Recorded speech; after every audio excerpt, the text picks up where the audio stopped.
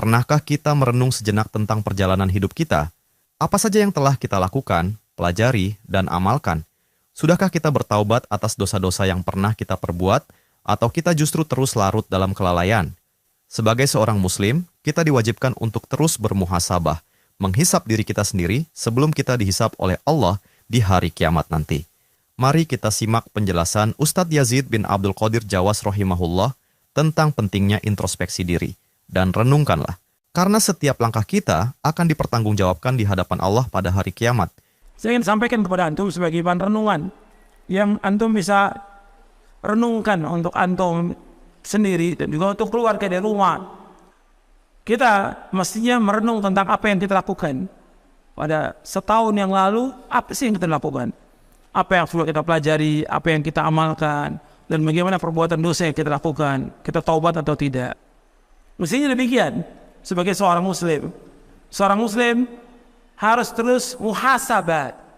Muhasabah artinya menghitung dirinya tentang apa yang dilakukan dari hidupnya.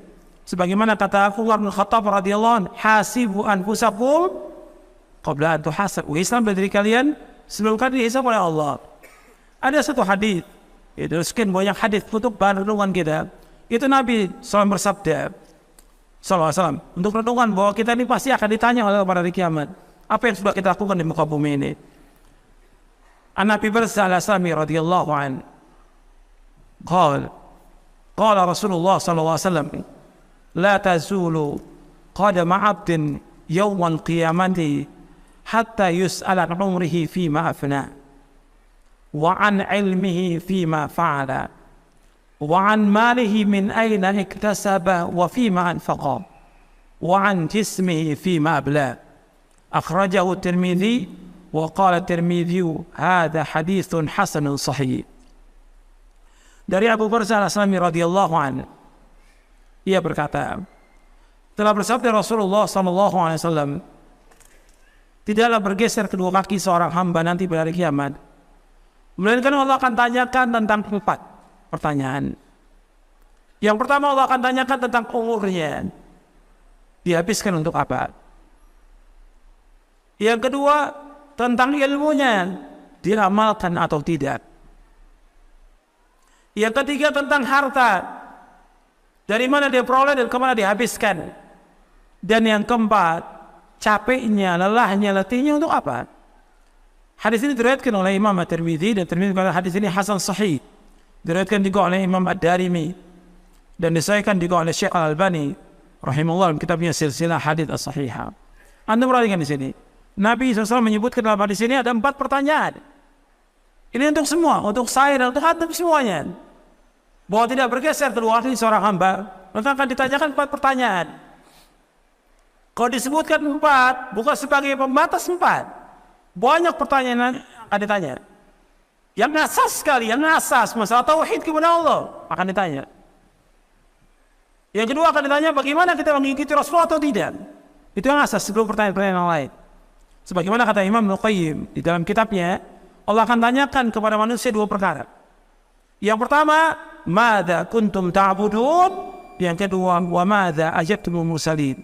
Yang pertama, bagaimana kalian beribadah kepada Allah? Yang kedua, bagaimana kalian menyambut seruannya para rasul? Arti yang pertama, bagaimana kalian mentauhidkan Allah? Yang kedua, bagaimana kalian, apakah kalian mengikuti Rasulullah atau tidak?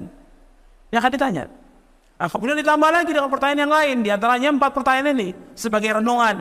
Yang pertama, umur kita. Antum coba, umur ini antum habiskan untuk apa? Jadi umur itu dihabiskan untuk apa? Coba, selama berapa tahun antum ini hidup, dihabiskan buat apa? Ada yang habis buat makan, buat main, buat nonton, buat jalan-jalan, ya, buat olahraga, buat ngobrol, buat SMS, ya, buat segala macam nih, Facebook, chatting, segala macam sudah habis waktunya. Ditanya, buat apa waktunya? Apa buat nonton, buat main, buat segala macam, akan ditanya oleh Allah. Apakah buat ibadah kepada Allah, buat ngaji, buat mengamalkan ilmu atau yang lain, akan ditanya ini. Umurnya habis untuk apa? Coba Anda renungkan. Kemudian yang kedua, ilmunya. Dia nuntut ilmu atau tidak, dan dia amalkan atau tidak ilmu ini. Antum sekarang orang Islam harus nuntut ilmu, dan mesti nambah ilmu kita setiap hari, dan nambah iman kita, nambah ketakwaan kita kepada Allah. Mestinya demikian. Jangan tambah turun. Mesti ngajinya nambah, ilmunya nambah, ketakwaannya juga tambah kepada Allah, tambah takut kepada Allah, tambah warau, tambah zuhud, tambah takut kepada Allah. Ini kan. Coba ilmu diamalkan. Untuk diri kita, buat rumah tangga, tambah baik hubungannya. Rumah tangga dengan istri juga tambah baik, dengan tambah baik. Bukan tambah kasar, bukan tambah kejam, bukan tambah jauh dari Islam. Tambah baik hubungannya dalam rumah tangga.